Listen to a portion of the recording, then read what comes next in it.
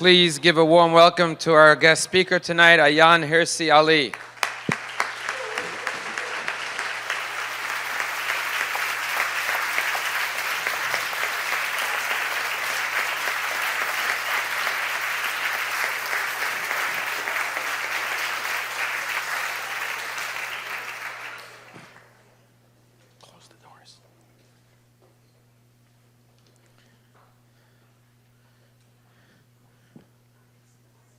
Good evening, ladies and gentlemen. Under the current circumstances, I would like to begin tonight's program with a prayer. We have two very important guests with us who just arrived from Israel today, from Kfar Aza. I would like to ask Avi Lulu, who's the president of the community of Kfar Aza, to please rise.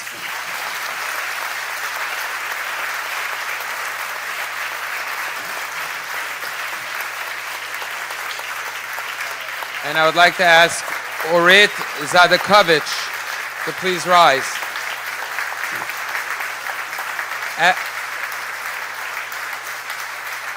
As you know, Kfar Aza suffered a terrible attack on October 7th. 72 of its members were murdered, 18 were taken captive. Avi's own son, alone, as we speak, is in captivity, a hostage in Gaza. And Orit's husband and brother-in-law were murdered on October 7th. And so I want to begin with a prayer for the hostages, including, of course, Avi's son. Each and every one should come home soon. Yehi ratzon lefanecha Adonai Eloheinu v'Elahei Avoseinu, shetachazek v'tishmor v'tinsoret acheinu Beit Yisrael hashvuyim v'hashvuyot. Bavur sha'anu mitpalalim bavuram. HaKadosh Baruch Hu yimalei rachamim aleihem. Yishmerei mikol tzara v'tzukah mikol nega machala. V'yishlach bracha v'hatzlacha b'chol maseh yedehem. Yotzihem michoshech v'tzal mavet. V'yoshivem mehera l'cheik bishbechotehem. V'nomar Amen. May it be your will, Almighty God, the God of our ancestors, that you strengthen, watch, and protect our brothers and sisters who are in captivity, because we are all praying on their behalf. May Almighty God be filled with compassion upon them, to watch over them, to protect them from every harm and danger. And may He send them blessings and success. And may He take them out from darkness and from captivity and return them speedily to the loving embrace of their families. And let us respond, Amen. It is an honor to welcome everyone here tonight. And first and foremost, I would like to thank Paul and Karen Levy for hosting this wonderful Levy Forum series.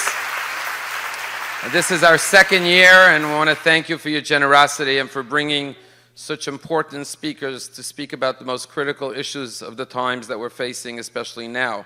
And I also want to say that we're very honored that Paul and Karen will be one of our honorees at this year's 30th Gala anniversary of the Palm Beach Synagogue, and we look forward to honoring them as well. It is my pleasure to call upon Mr. Paul Levy to open up tonight's evening.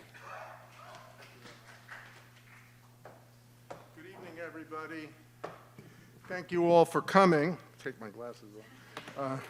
And especially let me thank Ayaan for making the long trip from London.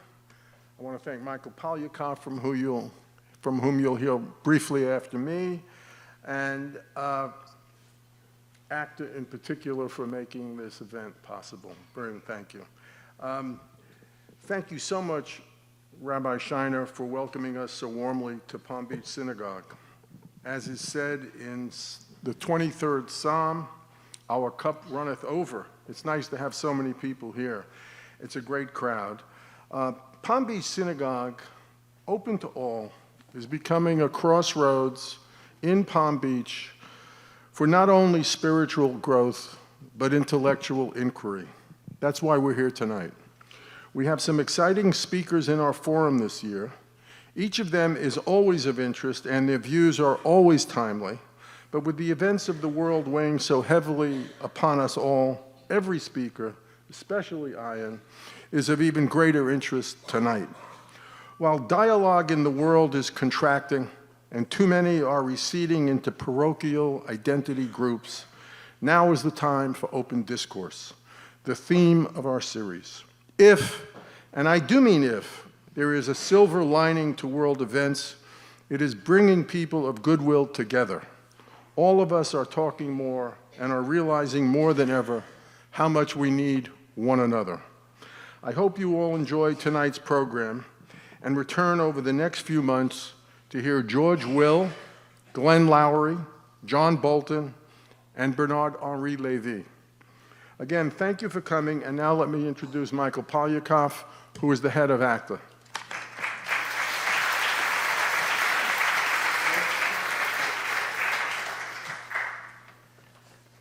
Thank you, Paul.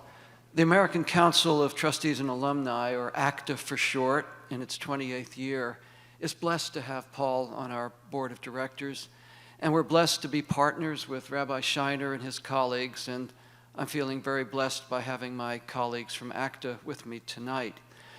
A couple of quick announcements. Please be sure to take copies of the publications with you that we put on the table in the back.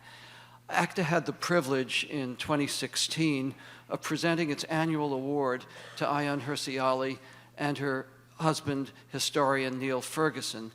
We brought for you copies of their inspiring speeches. And if we run out, which is a high probability, we've got some sheets on the back. Just leave your names and addresses and we'll mail them to you promptly. And please help us to continue the mission of ACTA to strengthen higher education. The freedom of speech and opinion that we enjoy here tonight is far from certain at too many American college campuses, and that exacts a grave toll on our nation. The battle is on to turn this threat back, and ACTA is fighting that battle every day. Please support our mission. I've taken the opportunity, indeed the liberty, of putting literature on the back table that will tell you how you could join one of our donor societies. And now it's my pleasure to introduce Ayaan Hirsi. It's a great honor to introduce her. She is, to cite the book of Proverbs, a woman of valor. Her courage and dedication to freedom summon us to defend the values of the West. Escaping in 1992 from the domination of fundamentalist Islam and an impending forced marriage, she fled to the Netherlands, obtained political asylum, and 11 years later was elected to Parliament. She worked with Theo van Gogh on a film that exposed and criticized the treatment of women in Islam. His brutal assassination by a Muslim terrorist did not deter her advocacy for the rights of women in the Islamic world. The list of awards that she has won for her defense of liberty and women's rights is very long. It includes joining Time magazine's list of the 100 most influential persons in the world.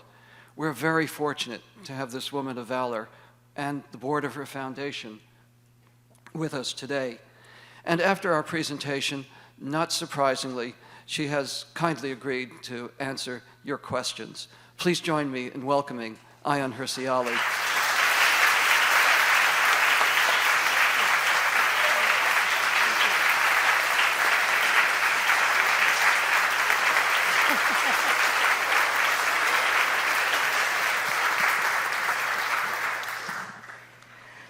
Thank you so much, Michael, and thank you, Paul. Thank you, Rabbi Shiner. I am absolutely grateful and delighted and privileged to be here tonight among friends, good friends, longtime friends, and new friends, but also among like-minded people. I was a Muslim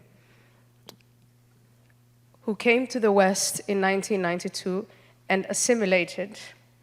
My response to 9/11 and the threat of Islamism was very different from the responses of many Western leaders over the years. I lost my Muslim faith and recognized the challenge Islamism posed to Western institutions and values. While Western political leaders, mired in the ideology of multiculturalism, failed to address the threat adequately. More than 2 decades after 9/11, we see massive demonstrations on the streets of Europe and the United States in favor of the anti-Semitic, genocidal Islamist butchers of Hamas. We see 3 presidents of the most renowned universities in the United States, Harvard, Penn, and MIT, testify before Congress and refuse to say that calling for the destruction of Israel and genocide against the Jews violates campus rules, hiding behind the studied talking point that it depends on the context. We see in the United States anti-Semitic incidents go up by 400%. This number is from a report published on October 25, so I assume that it's actually much more.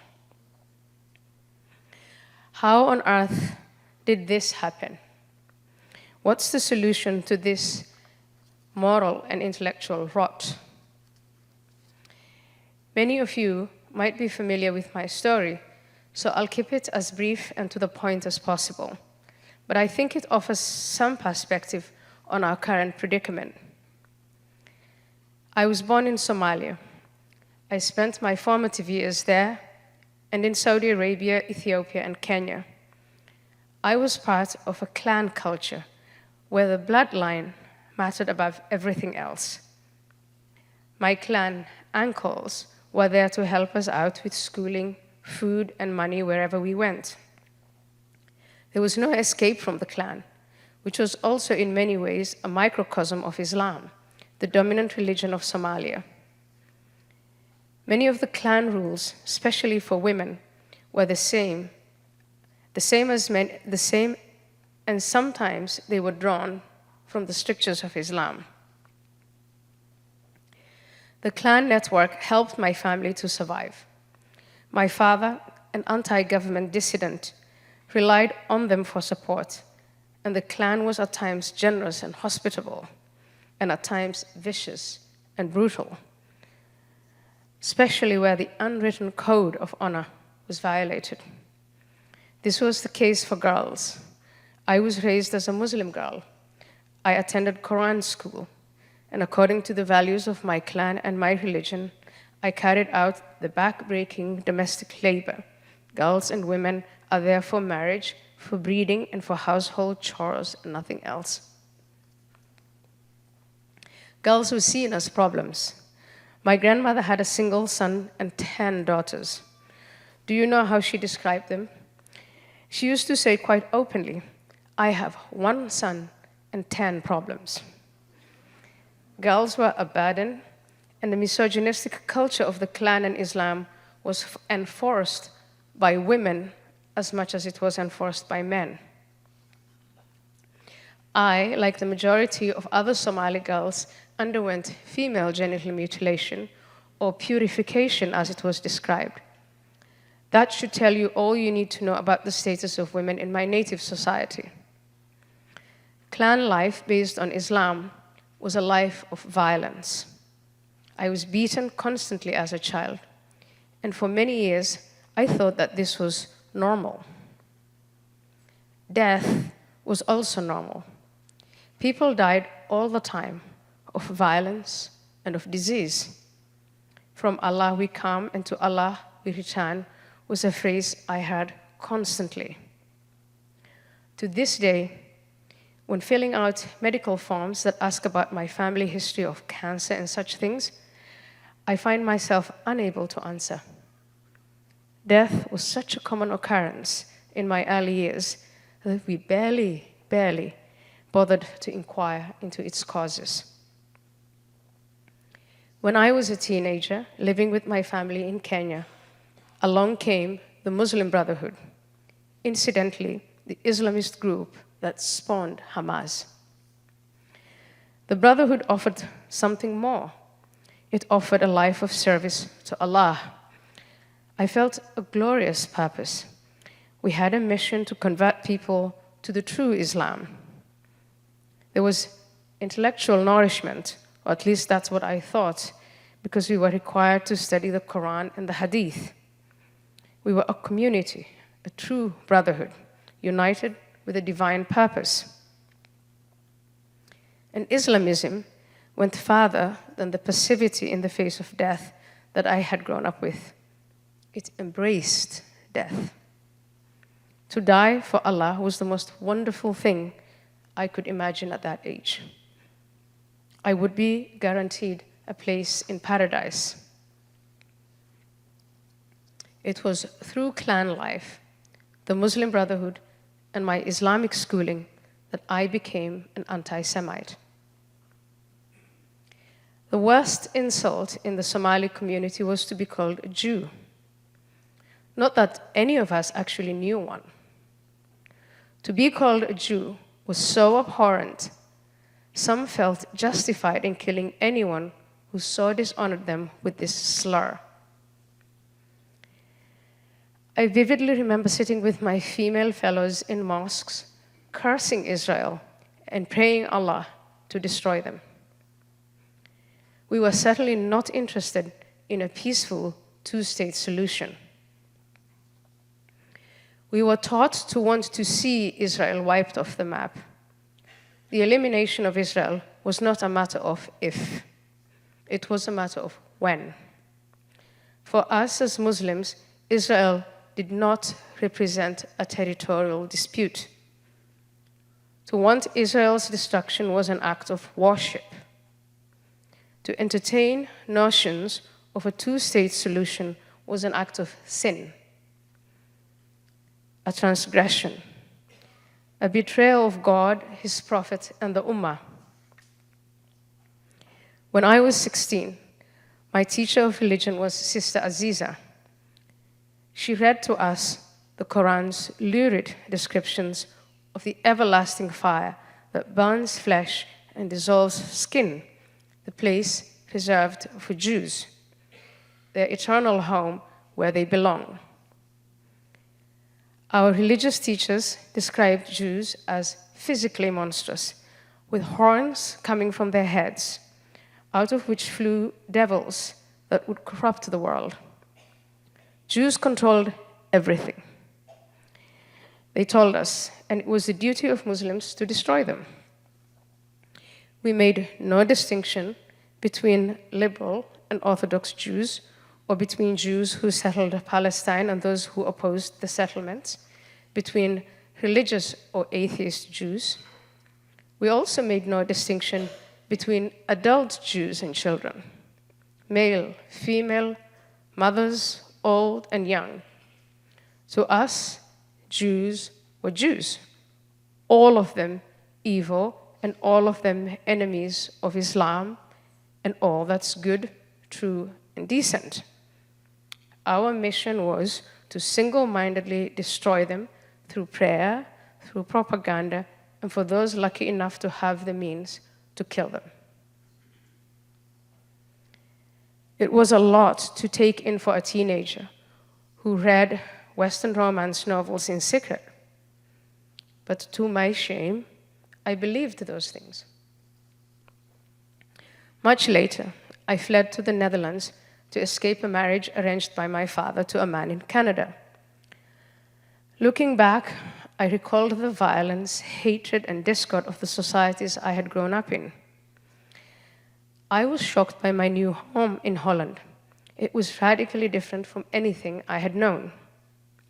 Here in Holland, there was a separation between religion and politics. Women had equal rights and could live independently and make their own choices. There was a concept of the common good that I had never known before. There was no talk of death, no enemies to fight or pray against, and no bloodline or religion that could only be defended by waging war. The more I understood about this new society, the more I liked it and admired it. I assimilated. I lived life as a Dutch woman, suppressing the dissonance I felt at betraying my religion and upbringing. I abandoned the ideas of Islamism, and I educated myself on anti-Semitism. But then 9/11/2001 happened, and Osama bin Laden was frank about his motivation. He despised the West. This forced me into a crisis of belief, and I had no other choice but to leave Islam, to be fully intellectually honest with myself. As I became more and more involved in politics and activism, I watched with great interest and even greater dismay as Western leaders responded to Islamism. They chose to believe that bin Laden and his Islamist ilk did not mean what they said. They chose to believe that multiculturalism was the solution. But I saw that multiculturalism was really an embrace of clanism and primitivism.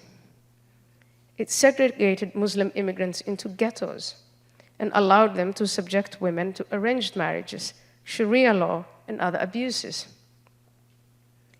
Another baffling Western response was to engage with nations such as Saudi Arabia and Pakistan to help them assimilate their Muslim immigrants. The Netherlands and other European countries asked them to help deal with Islamist terror. Yet, Saudi Arabia was for many years the world's biggest funder of da'wah, that is, Islamist proselytization. Domestically, Western leaders listened to Islamist infiltrators with an agenda, whom they naively saw as moderate representatives of Muslim communities.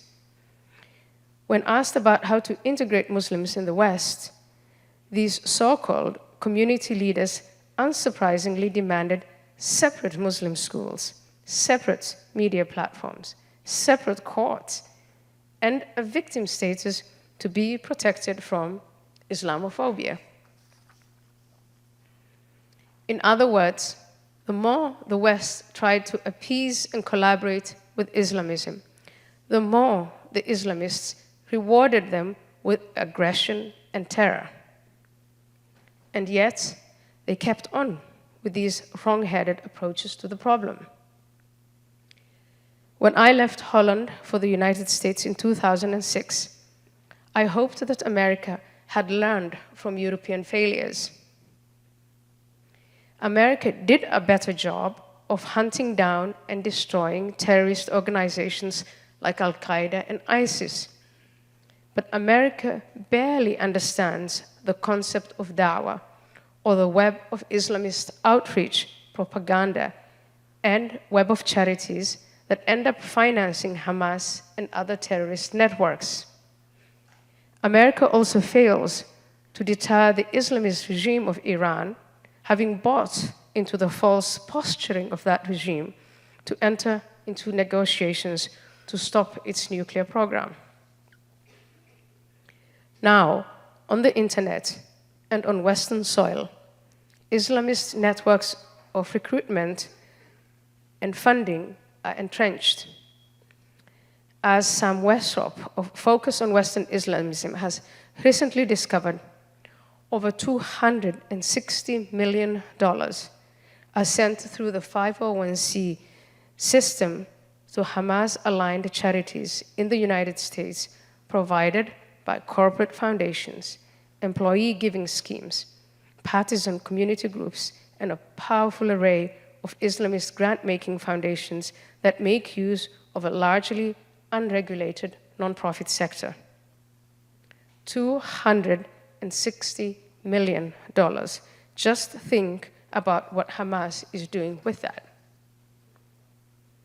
It's shameful that this is allowed, and all because Western leaders fail to understand the true nature of Islamism and failed to understand it more than 20 years ago. To return to Holland, I recently co-wrote an article for the Free Press, Barry Weiss, with my long-term Dutch friend, Evelyn Marcus, about how Islamism has poisoned what was once a great nation. Here are a few examples. During the Second Intifada in Israel, which began in 2000, Muslim immigrants from Morocco and other North African countries started beating up Jews in Amsterdam and elsewhere in Europe out of quote-unquote solidarity with Palestinians. Some of our friends were attacked. Week after week, stones were thrown at Jews on their way to synagogue. Yet, these crimes barely made the news. Another example, In the years after, it was commonplace to hear Hamas, Hamas, Jews to the gas, chanted in the soccer stadiums by thousands of fans, some of them Moroccan Muslim immigrant kids, during the 2 minutes of silence in commemoration of those who were killed in World War II. Another example, Jew and counter-Jew became popular slurs on the streets of Amsterdam, not Mogadishu, but Amsterdam. This sort of thing is now common, not only in Europe, but also in the United States. Witness the shocking mob attack last Sunday on Goldie's, a restaurant in Philadelphia owned by the Israeli chef Michael Solomonov. How did we get here? And is there hope for the future? In election after election, Western elites have reasserted their commitment to multiculturalism. And even when some leaders, for example, the former UK Prime Minister David Cameron, the former Chancellor Angela Merkel, even when they dissented from this view, they never followed up with action. They did not pursue aggressive programs of assimilation, nor did they reform immigration. Things just kept going on as before. However, ordinary working and lower middle class people, on whom the burden of multiculturalism ultimately falls, have finally rebelled against the establishment. As Geert Wilders' shocking victory in Holland has shown, I shall stick with Holland as an example. While political and media leaders told the public that opposing migration was xenophobic, ordinary people noticed structural changes in their country and felt that they hadn't been adequately consulted. In the 1960s, 60,000 Muslims lived in the Netherlands. Today, there are around 1.2 million. Now, the 1.2 million is the official number, and I will tell you to take official numbers with a very large grain of salt. But let's give them the 1.2 million. This is thanks to a chain migration, asylum, and a higher birth rate. Do you know how many Jews live in the Netherlands? It's less than 50,000. While political elites told the public to be tolerant of Islam, in keeping with the long-standing tradition of religious tolerance, ordinary people saw that Islamists were increasingly well-entrenched in the country, a point even made by Dutch intelligence officials. The post-October 7 pro-Palestinian demonstrations in Dutch streets, which, as elsewhere, were sometimes violent, may have been the final straw that led to Wilders' landslide victory. He was polling at about 12 seats on October 6, and after the election, he got 37 seats in a parliament of 150. It's worth noting that Wilders' voters do not fit a crude stereotype. He won the most votes of any party among voters between the ages of 18 and 35. So perhaps there is hope. Ordinary people are resisting the old mainstream liberal consensus, and perhaps the old elites will start listening. No longer, when voters complain about immigrant ghettos where women are effectively enslaved, or about their community and sports centers being turned into Islamist headquarters, will politicians be able to dismiss them as racist. No longer will they be able to repeat mindlessly the mantras of toleration and multiculturalism. They used to say integration is a two-way street. At least I hope this will be the case. The demographic crisis noted above is a worry. I fear that Bernard Lewis's prediction of a majority Muslim Europe by 2050 might still materialize. If it does, the Islamists will rejoice, for they have entrenched themselves so deeply and so widely that their vision for Europe will be the one that's adopted. Yusuf al-Qaradawi, a famous Islamist preacher in Qatar, he predicted, "We will conquer Europe, we will conquer America, not through sword, but through dawah." Meanwhile, Western societies are still torturing themselves over their supposedly irredeemable evil histories. The woke revolutionaries who have infiltrated all of our institutions want to tear down what has taken centuries to build. Because of this creeping cultural suicide, the West is in no position to resist the threat of Islamism. Instead, barely 80 years after the Holocaust, we allow anti-Semitic, genocidal thugs and their apologists free rein on our streets. Bin Laden must be smiling in his water grave as Gen Z TikTokers idiotically praise his evil rantings.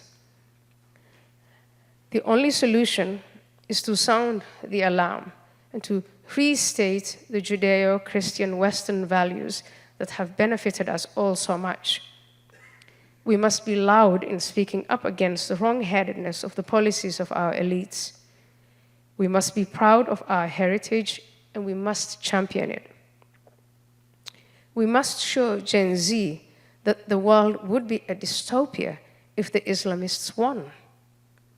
We must show them that the world built by Western values over the centuries is infinitely superior to the hellish visions of the Islamists. We must also elect leaders who understand the existential crisis faced by the West and who are willing to act to address it.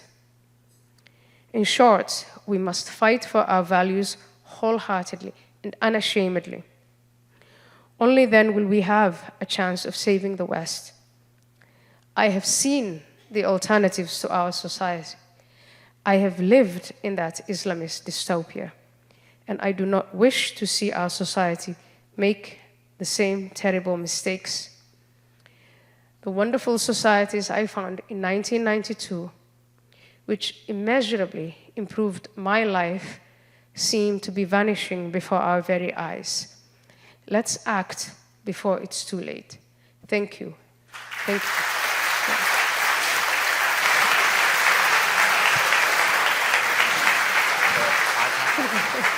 You don't have to do that.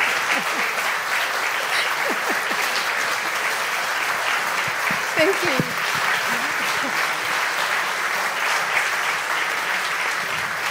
Thank you so much. Thank you for that wonderful presentation. We're now going to take some questions and answers. So if you have a question, just feel free to raise your hand.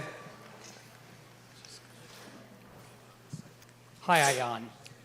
The last time I heard you speak in person was in 2007 at the Atheist Alliance International Conference in Washington, D.C. You spoke alongside of Christopher Hitchens and Richard Dawkins and Daniel Dennett and Sam Harris. Yeah. And you considered yourself an atheist. Now, a week or two ago, we learned that you no longer consider yourself an atheist, that you are a Christian.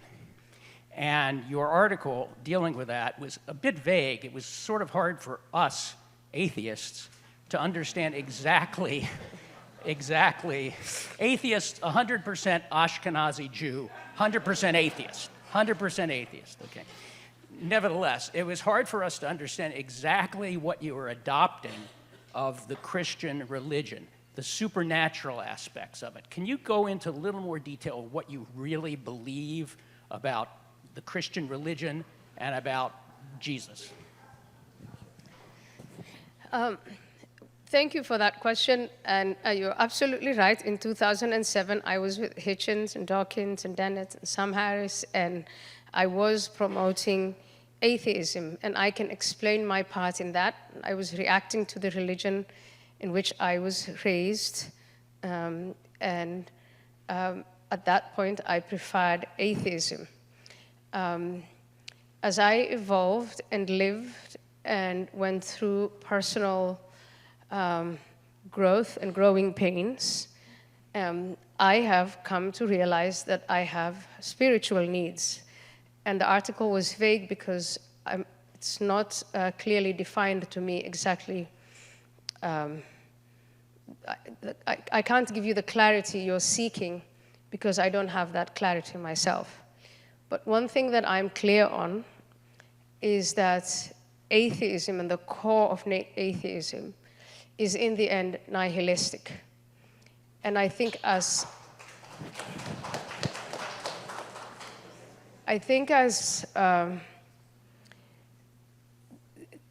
again, it's about intellectual honesty that many of these prominent atheists did not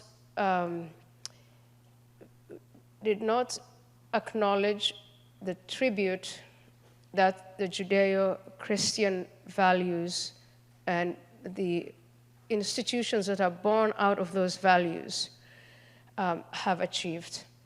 And I think we're in a place now where we are in the crisis that we are in because we've departed from those institutions and from those values, from those Judeo-Christian values, which are very distinct. Which are very distinct from religion in general, very distinct from the religion of Islam, very distinct from the religion of Hinduism, Buddhism, etc. These Judeo-Christian faith and the history and that trajectory of many centuries has given us what we have, and I think the sooner we acknowledge that, the sooner we can climb out of this spiritual hole that we've gotten ourselves into.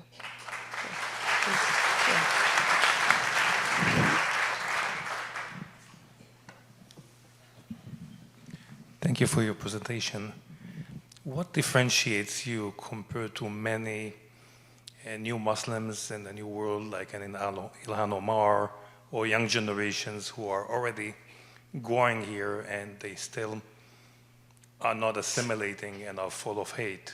And how can you explain it in a way that hopefully will move some of them to the right place?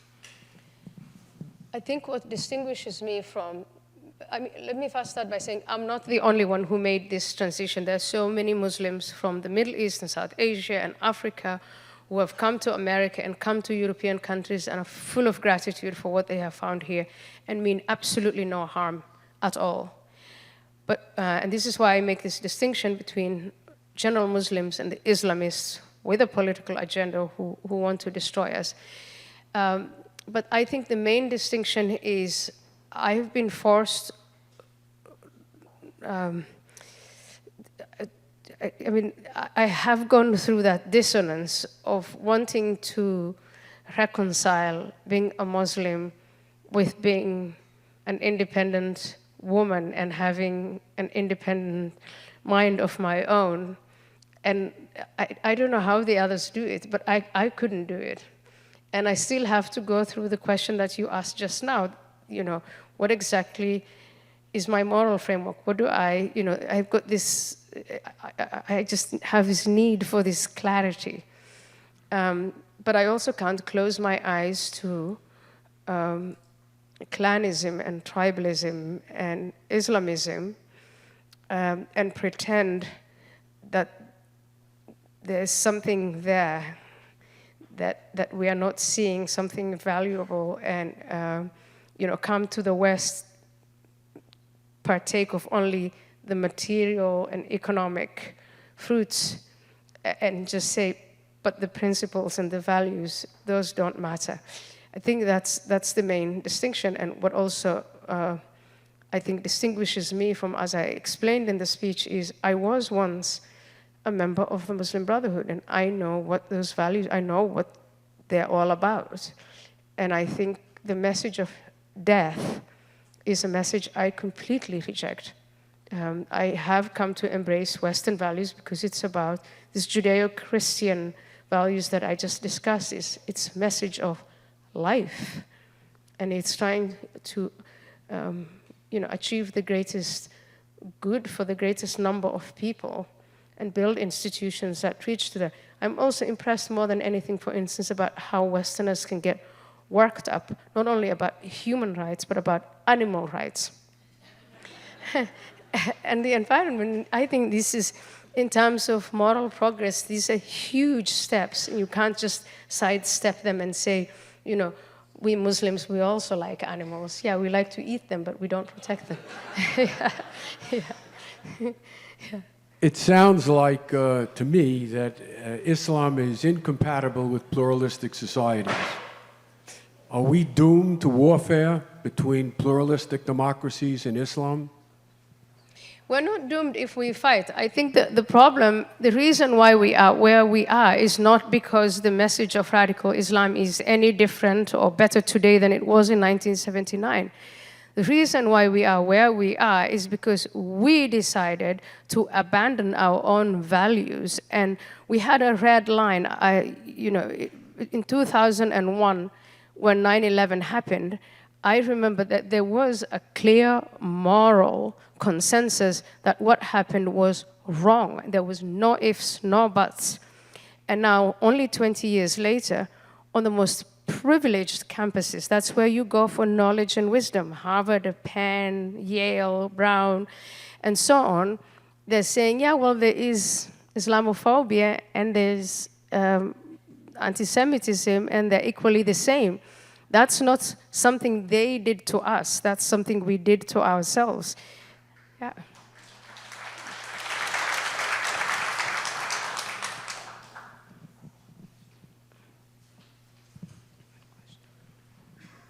Hi, Ms. Hirsi Ali. Thanks for coming. I had a question about Geert Wilders. I know that you worked with him. You, I believe, served in Parliament with him. And I was wondering, just like with his performance in the election, if you could just give us some insight on, maybe politically, if you could, like maybe the strength of Mr. Wilders, a weakness, and maybe some advice for him as far as governing and, like going up against the entrenched establishment, which you talked about. So on Geert Wilders, on a personal level, I haven't seen him or spoken to him since 2006 when I left the Netherlands. And I think over the years, he has learned quite a lot. I think right now he's the most experienced member of parliament in the Netherlands. His strengths are that he is a hard worker, he's very ethical, he is committed. His weaknesses are that he has some policy propositions for which he'll never find a majority, but not only that, that makes it very easy for his enemies to pigeonhole him as a white supremacist and as an extremist. Those are his weaknesses, but I think he has learned over that. And in this latest cycle of elections, he's been given the nickname, not Geert Wilders, but Geert Milders, because he distanced himself from some of the propositions that he was taking, like banning the Quran and deporting all Muslims from the Netherlands, and he had a few other wild suggestions. But I think the biggest challenge for him is to work in a system of coalitions. Yes, he has the largest party, but he has to work with the other parties to form a majority to govern, and some of the others have made it very clear that they don't want to do that and that they want to frustrate that. The bureaucracy, the civil service, many of them want to frustrate that. So he has huge challenges. It's not a given that he's going to govern and that he's going to see his agenda implemented, even the most moderate bits of it. But that is the nature of politics in the Netherlands, and he knows it more than anyone else. Hi. Hi, Ms. Ali. Sorry. Yeah, she's had her hand for so long. Yeah, okay, go on. 2 questions.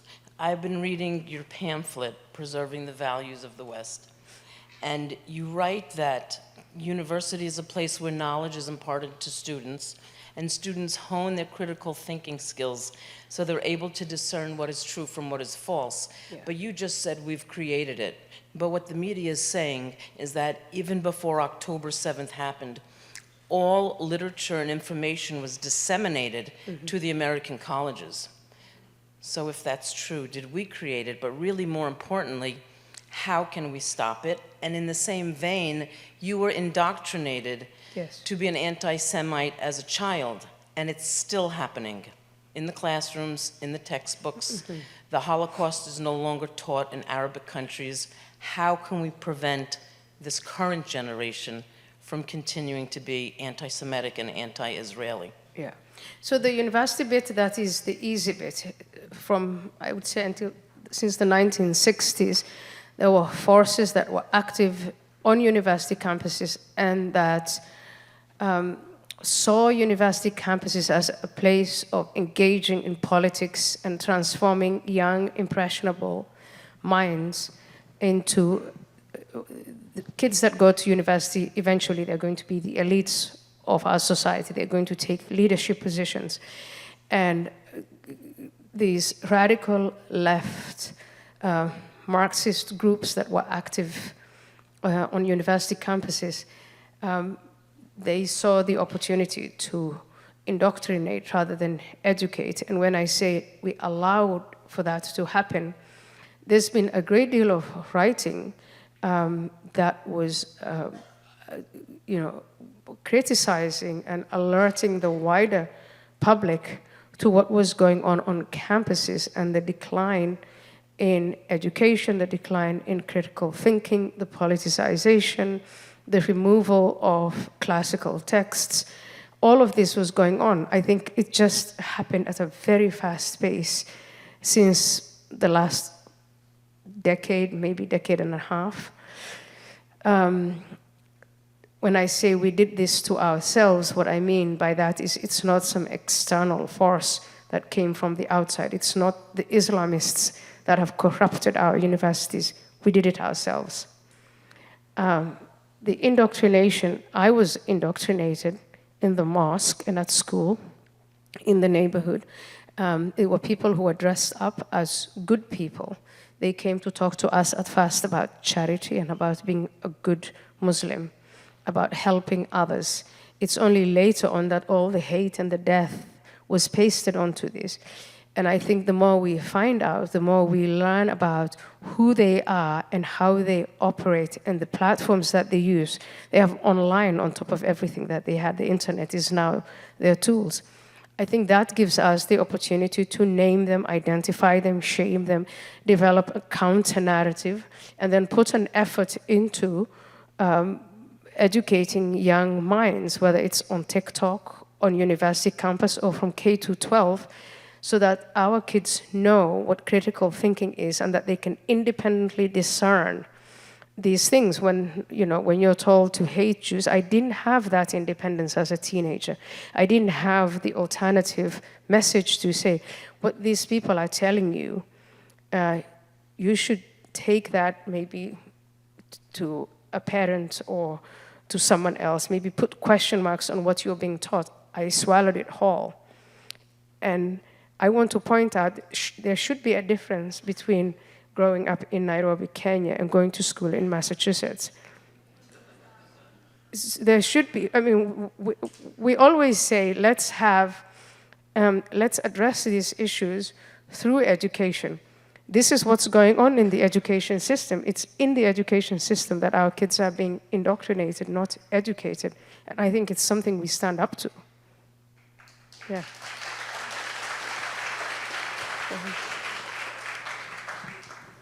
I want to stay on the American university. I imagine in this room there's many people who are very supportive of their alma maters. And given the juncture we're at, all that you've shared, all that people are reading about what's going on campuses, when individuals are speaking with leadership at their university and talking about support, what are things that individuals should ask for, demand, in order for them to continue to support at this point? So I think, first of all, let's recognize the scale and the intensity of this problem. Right after these demonstrations, protests started to happen on campuses, some big donors came out and said, okay, we're not going to give to Harvard, we're not going to give to Penn. In Stanford, there was a faculty member who was asking Jewish students to stand in a corner. The discussion that followed was, he should be fired. And I don't think that's enough. I don't think it's enough to, say, withdraw a donation from one university or fire one rogue faculty member. I think the first thing is to acknowledge just how bad the rot is. I think that the leadership, whether they are donors, alumni, get together and let's do an audit. What on earth is going on in these institutions? And one question, for instance, why are there more administrators on campus than students? There are so many questions that we need to answer about our education system, and it is something that has to happen over a long time, a granular audit of what on earth is going on in these institutions, and then correct accordingly. Otherwise, we're going to be played one against the other. And before you know it, and I think when it comes to the information warfare, the other side is winning, because in America today, it's perfectly normal to make an equivalence between anti-Semitism and Islamophobia. That's where we are, and we've got to roll that back. If we can sell Coca-Cola, a brown, sugary drink, to the whole world, surely we can sell the most important principles to our own citizens. Yeah.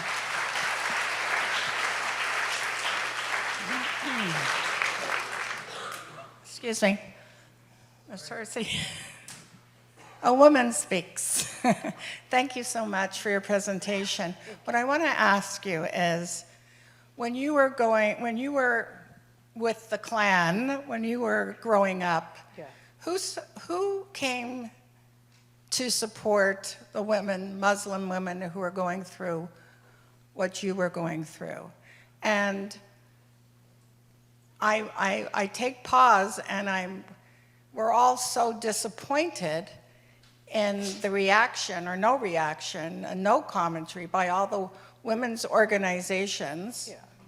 left wing, who haven't said one thing, and who are hemming and hawing in support of Israeli women who have been suffering the most horrendous torture, and nobody can spit it out. And I take pause because you went through these things as well. Was there anybody out there for you? Were you supported at that time when everyone was? So I'd like to hear your take on that, please. I can never pretend that I went through what the young women went through on the 7th of October. That was rape as warfare, and that was designed to hurt the Jewish community, and hurt deep and over a long period of time. And in the mentality of the honor and shame, women were raped and mutilated and harmed the way they were done, to shame, to drive the sword of shame right through Jewish communities. That was the message. When I was growing up in a Klan setting, no one came from the outside to help. And the people on the inside didn't understand that they were doing anything wrong. They were simply living according to their customs. Female genital mutilation is something that is done to 98% of girls in Somalia. These are numbers that are presented by the United Nations, 98% of Egyptians, Sudanese, and so on. This is people living according to their customs and their traditions. But I was lucky enough to have been sent to school and to read books and to find out that there was a life out there that was different from ours. Reading Nancy Drew meant, oh, there was this independent woman who was solving mysteries. And you can get lost in a book, almost like a drug, to escape reality. And that, for me, as a teenager, reading these Western books was escapism. And when I went to the Netherlands, to university, the minds that emancipated me, other than obviously what was around me, I was surrounded by all these independent-minded people and women, and I wanted to be like them, but to understand the history behind the emancipation of women. I was reading John Stuart Mill's On the Subjection of Women. So to a certain point, I don't think I have been corrupted by the radical feminists of today who are active on campuses, man-hating, and who believe in all sorts of crazy ideas that, to me, are not feminist, and in many ways are anti-feminist. So I've been incredibly lucky. I've been incredibly lucky, and I feel obliged to speak out and to share what I think I have, and to preserve what I think I have.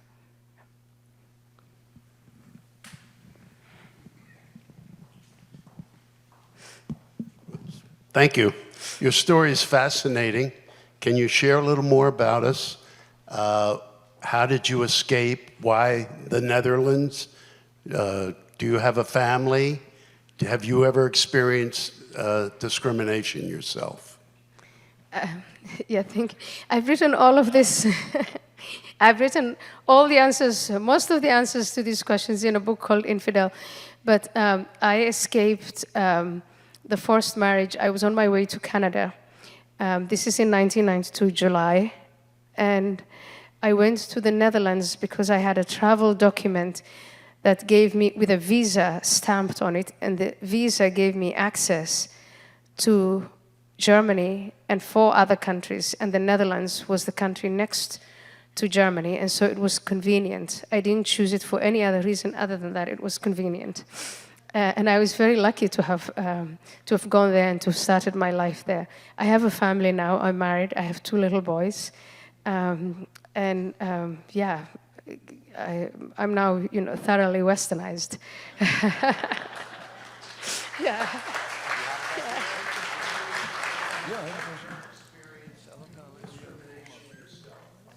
Well, I mean, I grew up in a tribal setting as a girl, so yes, I experienced in the Western world. No, and I don't know if I would know it if it hit me in the head, because the way these words, racism and white supremacy, are used in ways that no longer make any meaning. They make no more sense. So if somebody at the airport is upset with me, is that a white supremacist, or is it just someone who's being a jerk? I honestly, my answer would be I don't think I have experienced racism or discrimination. I tell an anecdote of when I was on a train in the Netherlands, and there were 2 skinhead boys sitting next to me, and they were speaking in Dutch.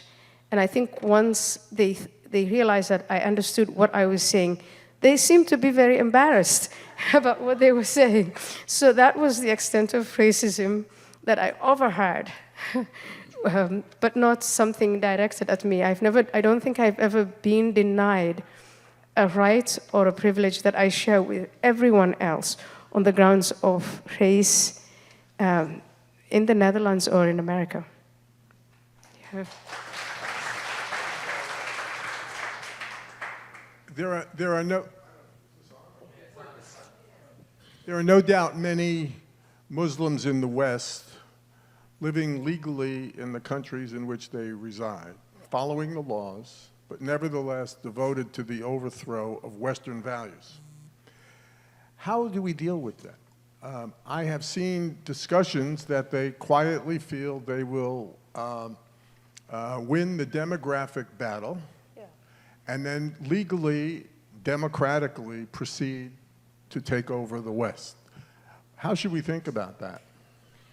Well, first of all, that's happening because you have to go to certain neighborhoods in places like Sweden, France, parts of Germany, Italy, to see that this sort of replacement has occurred. And if you go to these places, there is an informal law, a parallel society. So how do we deal with it? That's the big head scratcher. I am a classical liberal. I do not believe in forcing people, rounding people up and forcing them out of the country. In many cases, even that's impossible because they are citizens who are born in these countries and raised in these countries. So I think the only options that we are left with are the options of developing a counter-narrative and a counter-propaganda and being just as active as they are, with the hope and the optimism that our ideas are in many ways more attractive than what people are hearing in the mosques today in France or in England or in New York and Michigan. And we're not doing that. And we're not doing it, and here's where this whole multiculturalism thing comes along. Today, to go forward and say, we're going to have Western civilization taught uniformly on all K to 12, regardless of where you come from, you're going to go through Western civilization, or you're going to go through the history of the Holocaust. To do that, you're going to face opposition from the woke people who are saying you are imposing your white supremacist ideas on these ethnic groups. That's also a fight we have to fight, but that is the nature of multiculturalism. Yeah. Good evening. Thank you for being so brave and speaking the truth. I hope you can influence many young Muslim ladies. In your opinion, why is Gaza so isolated in the Muslim world? I see them protesting all over the world. I haven't seen one soldier come from Indonesia to help them.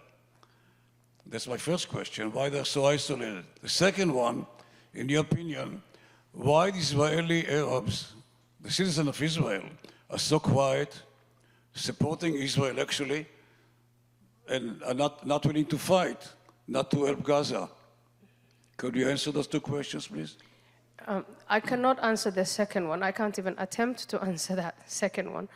On the first one, why are so many, there are 1.5 billion Muslims in the world, why are they not volunteering to go and fight in Gaza?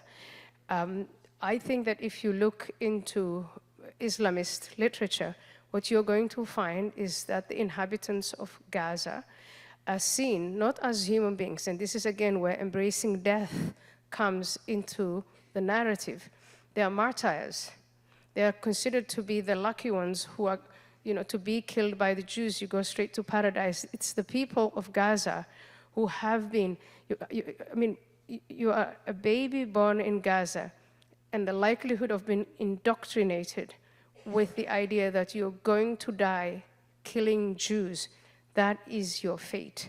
You have to ask the question, why is it that Egypt, if Egypt were given a lot of money, the Israeli government is saying, evacuate, get the people of Gaza out. In terms of money, I think we can afford to, the countries that support the mission to destroy Hamas, they can put the money down. All that Egypt has to do is to say, we're going to help evacuate the residents of Gaza, let Hamas be cleared out, and then we can start talking about what to do about that. But the government of Egypt is not going to do that because, as the president of Egypt said, that would kill the Palestinian dream. And what is the Palestinian dream? It's from the river to the sea. So no one really wants to do it. I mean, it's all very political, and some of the Arab leaders, they want Israel to quietly get rid of Hamas, but I don't think that they're able to face up to the Muslim Brotherhood and radical Islamists on their own soil. I think that if the president of Egypt today were to say what he really thinks, he would not be president.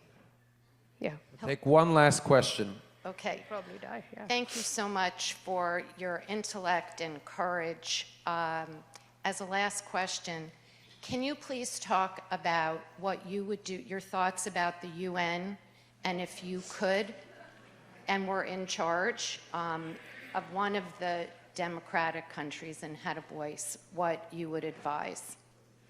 Well, the United Nations is one of those great Western institutions founded on very high ideals that's now rotten to the core and has been for many years. Yeah, for many years. And I don't think that the government of Israel pays any attention to the UN, but if they do, they shouldn't pay any attention to the UN. Yeah. Yeah.